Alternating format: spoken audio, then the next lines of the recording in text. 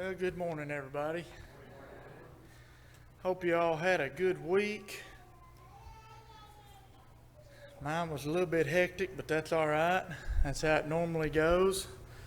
I want to take this chance right now to say something good about Jesse, since he's not here. You know, we had a talk Sunday before last. You know, I was scheduled to preach last Sunday, but me and Jesse had kind of got together on that. We was talking about when I was going to preach, and he said, "Logan, you know, if I tell the congregation when you're going to preach, everybody's going to make plans to be somewhere else." I said, "Well, Jesse, I know that." He said, "Well, here's what we'll do. I'll tell them that I'm going to be gone, but then I'll show up. And then you can preach the next Sunday, and I'll just play it off like that." I said, "That will work just fine." So, Jesse, if you're watching, there's about 200 people here. So it did work. It did work. So, well, I'm glad to be here this morning. Glad to see all 200 of you. And like I said, yeah. I had to poke a little fun at Jesse. That's too much fun to not do. Well, this morning I want to talk about a few things in our lives that I think we can direct and correlate straight back to Jesus and the cross. We all have events in our lives that, you know, we remember really well, very vividly. Some of those events, you know, they're great memories, whether that be when your first child was born, your child's first birthday, your wedding day, anniversaries, a vacation that you and your family went on. You know, that list could be 10 miles long. But we have all this kind of stored up here, and we remember it so well. Now, certain things we kind of, you know, day-to-day stuff, we kind of just brush it to the side. But we have these memories that, you know, are stored in our mind. And then, of course, we have those memories that we didn't necessarily enjoy. But we still, whether it be a really good memory, a really good thought, or something that may not be so good, or somewhere in the middle, we still have that vivid playback in our mind. You know how you can take a video on your phone on vacation, and you're going through Colorado and you're videoing the mountains, and then you get back here and the humidity's 130%, and you go back to that video and you can just smell that clean air, that crisp air out there out west. God blessed us with a powerful mind that, you know, we may not always use to the fullest potential.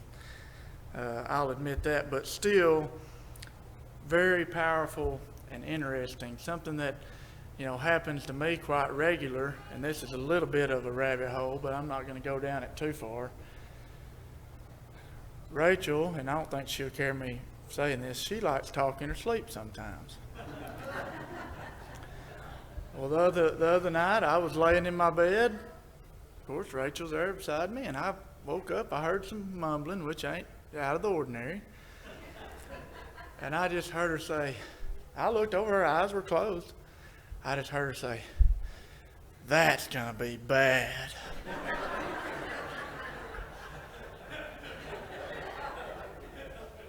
And I thought, well, there's a few things that could be. Well, the next morning I get to recap, you know, what we're dreaming about. She said, "Well, I was working in my flowers, right? And there was a big hornet's nest there." And she said, "That's going to be bad." You know, and I just say that to say, you know, how powerful our mind is in bringing us to certain situations or certain points in our life that it just seems so real. All of us can recall certain events, you know, what we saw, what we heard, what you smelled or what you tasted, or even what you felt in that moment, those particular emotions that come to you when you think of certain things. And it brings us right back to that exact place and time. And like I said, there's tons of, specific personal memories that you got wrapped up in your head, but some of them are more common over a broad audience because it had an impact on so many people. Now, dramatic events tend to take center stage when we talk about this. And when I think about stuff like that, there is one thing that particularly comes to mind.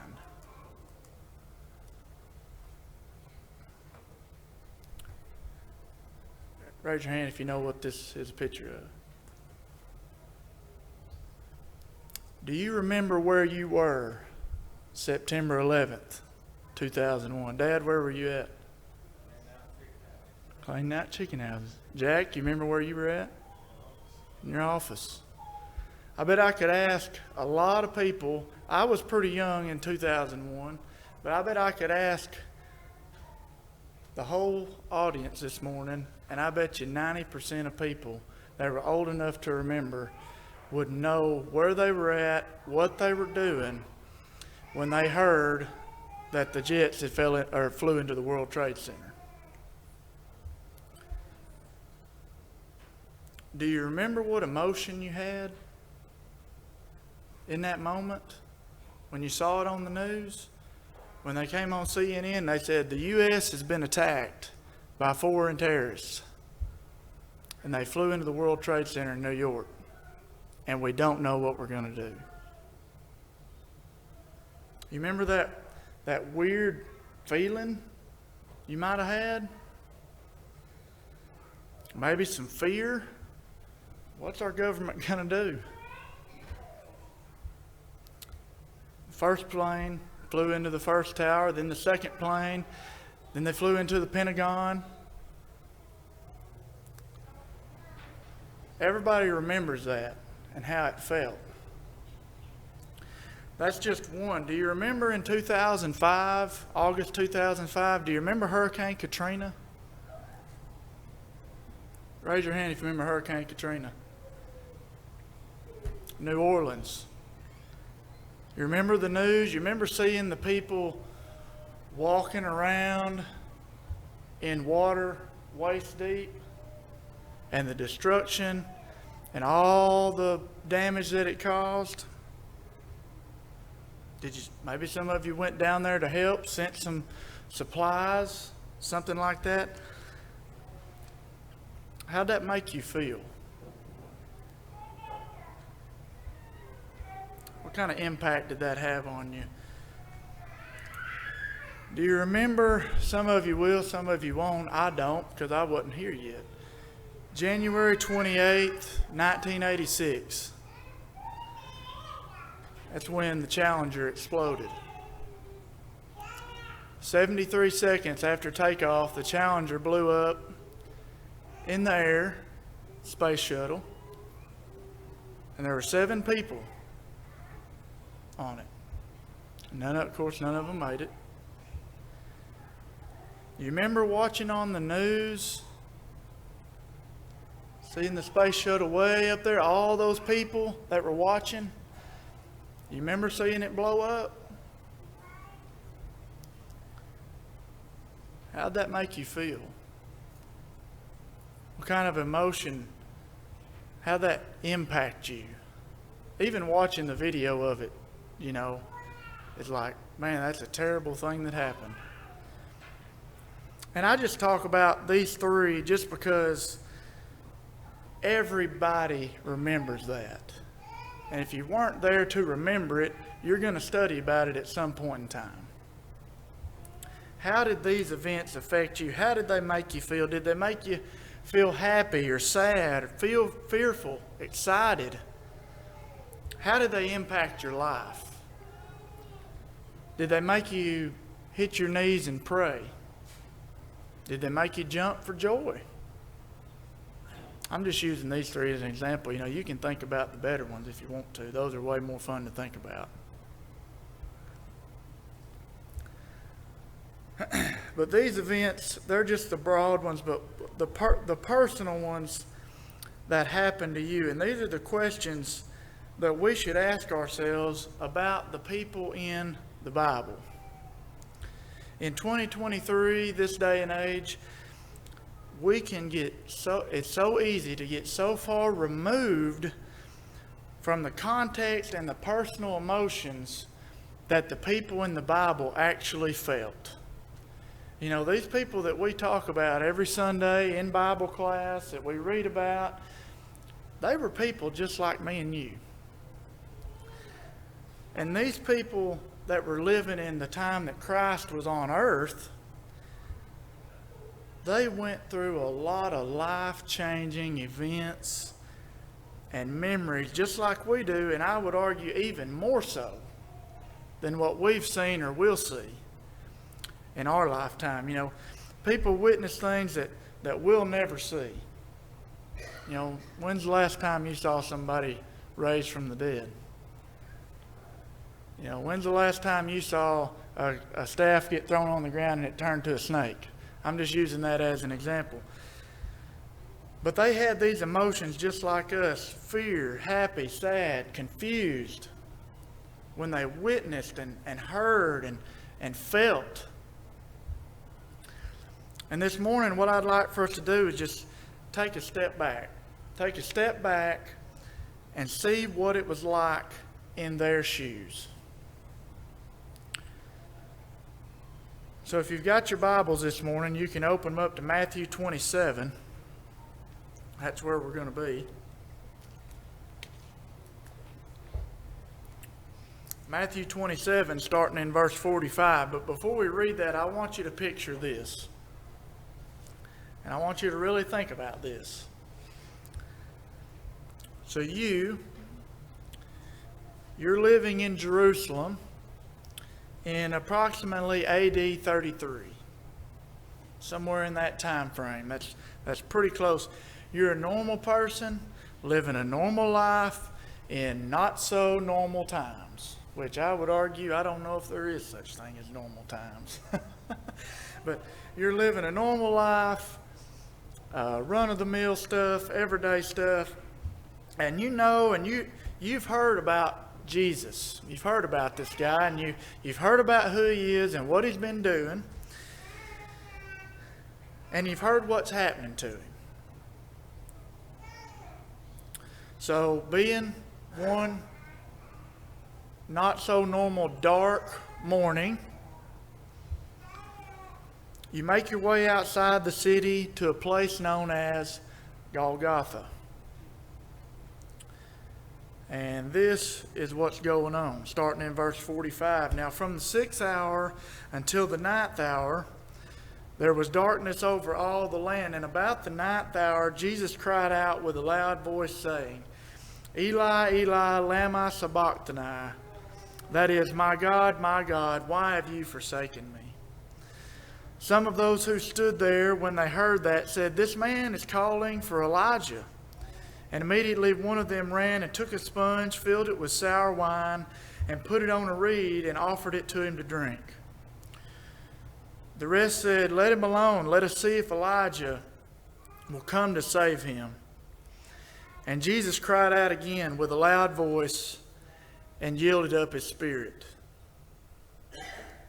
Then behold, the veil of the temple was torn in two from top to bottom, and the earth quaked, and the rocks were split, and the graves were opened, and many bodies of the saints who had fallen asleep were raised. And coming out of the graves after his resurrection, they went into the holy city and appeared to many. So when the centurion and those with him who were guarding Jesus saw the earthquake and the things that had happened, they feared greatly, saying, Truly this was the Son of God. And many women who followed Jesus from Galilee, ministering to him, were there looking on from afar, among whom were Mary Magdalene, Mary the mother of James, and Joseph and the mother of Zebedee's sons.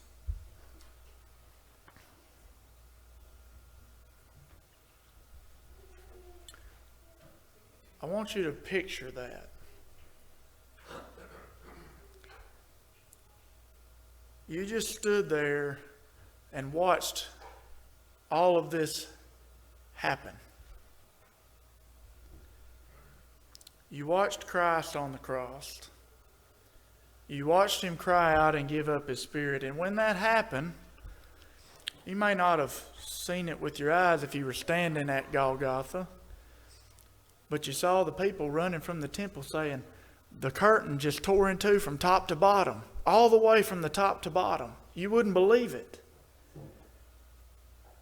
And then the earthquake and the rocks split. You know, I keep going back to when we were in Colorado. We saw some really big rocks out there. And I don't know how big of rocks we're talking about split. But if there was a rock as big as this stage, and after this man on the cross cried out and died, that rock that's been there your whole life, your grandpa's whole life, your great-grandpa's whole life, just busted in two.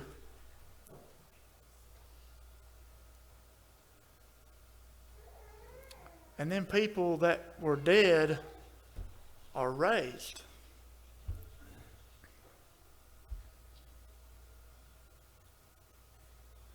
Do you remember that emotion? What kind of emotion would you have felt? How did you feel when you saw it? Were you afraid? Were you confused? Was there instant belief, like the centurion? What were the people saying that were around watching from afar? What was on the news? How did that impact you? Now I want to take you back just a little bit, but I want you to picture this in your mind. Just a short time before you saw this take place, you're down at the Jordan River. Okay, we're still back in AD 33, right there, give or take. Actually, it's going to be before that for this specific instance. But you know, maybe you're down there getting water for your animals. Maybe you're down there getting water for your family. And you look down the river a ways, and you see a few people down there wading around in the reeds. And you notice one man and another man, and one man is baptizing the other. Turn over to Matthew chapter 3, verse 13.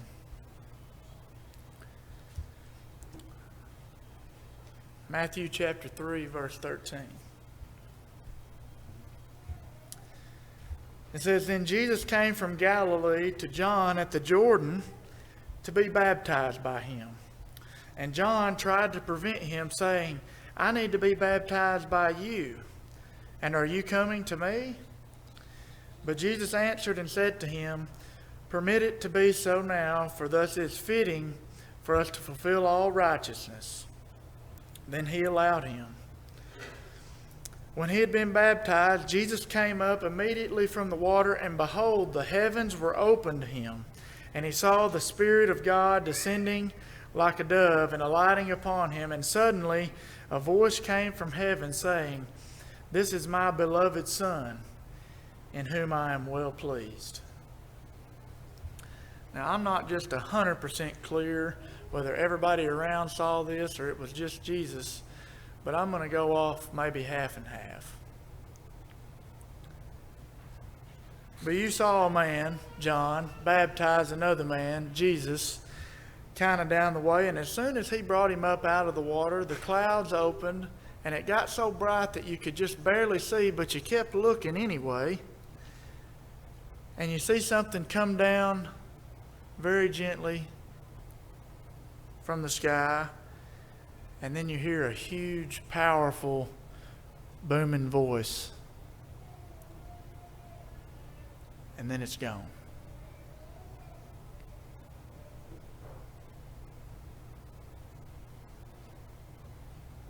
How would you have felt?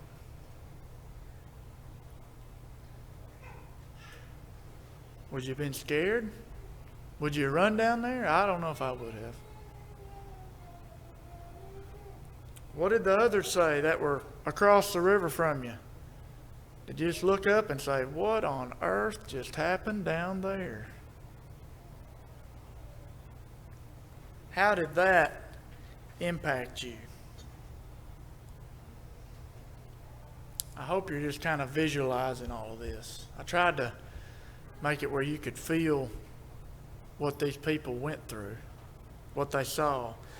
So you're going to say, well, Logan, I know we have to have context. I know it's good to see and think about what they felt, but, what are we getting from all of this? What do we get from all this? I may have three conclusions, I may not.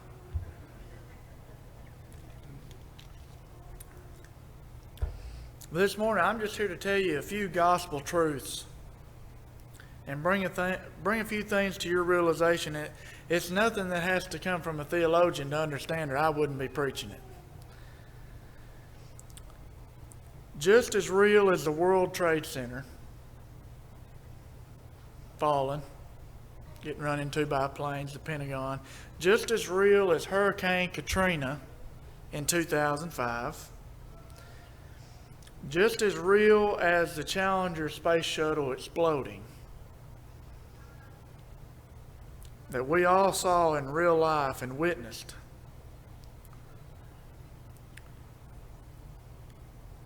Christ crying out on the cross is just as real. The temple curtain tearing from top to bottom is just as real. The earthquakes, the rocks splitting, the dead people coming up out of the ground, the clouds parting and God speaking directly to Christ.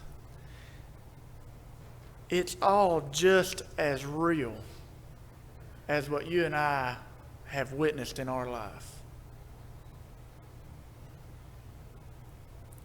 And it's all just as real and as powerful as it was then. There's no 2,000 years. 2,000 years has not watered down the gospel.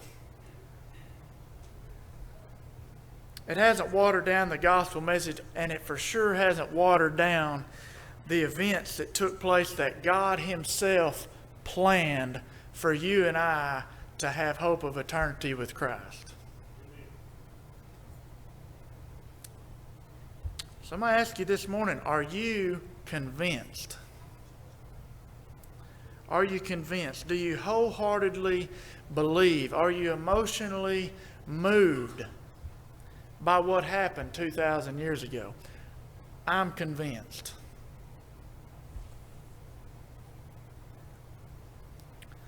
And if so, this morning, are you a baptized, washed in the blood believer of Jesus Christ? I'm asking you that.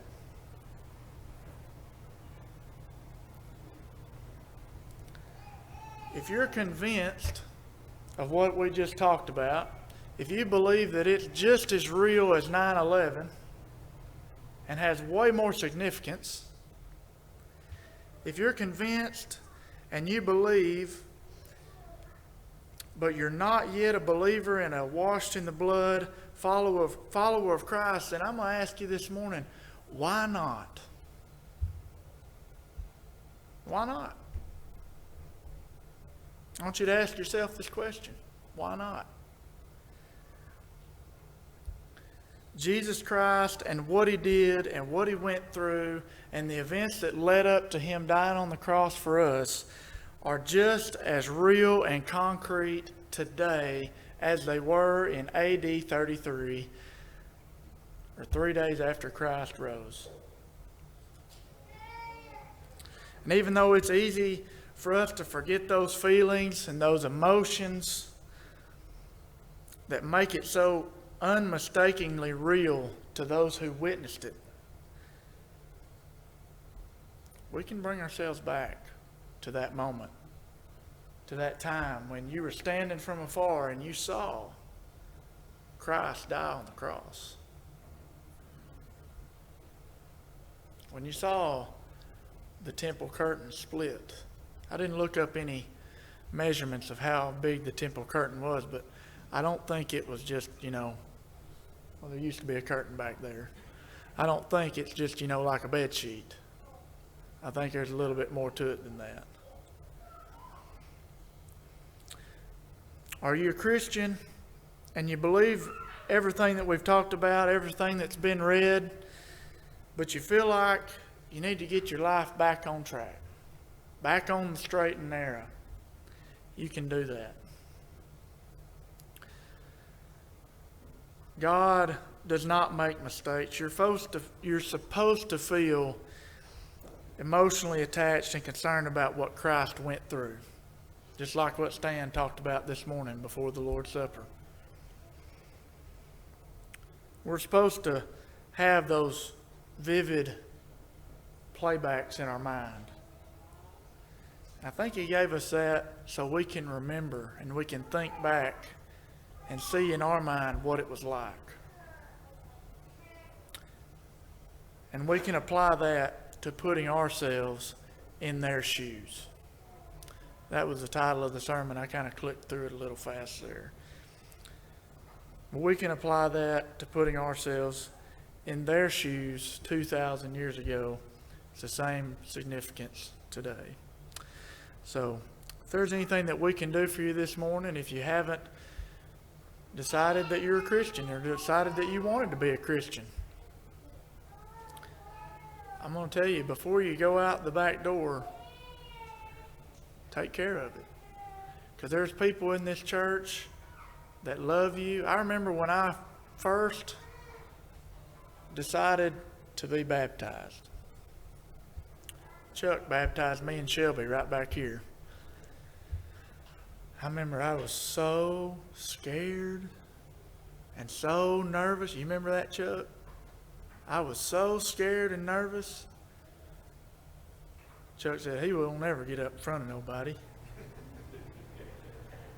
I remember when me and Shelby did, we did it on a Sunday night, and we said, well Chuck, we'll do it after everybody's gone. That's when we still had 6 o'clock evening service. We'll do it when everybody's gone, because we're just, we're kind of scared. Okay, that's fine. That's fine. So then somehow or another, it didn't get kept a secret. But just in that moment right there, I remember so well, because I remember standing out there in the foyer before we were going to come up here and get baptized, and people looking around, sniffing around. Jack come up to me, "You and Shelby getting baptized?"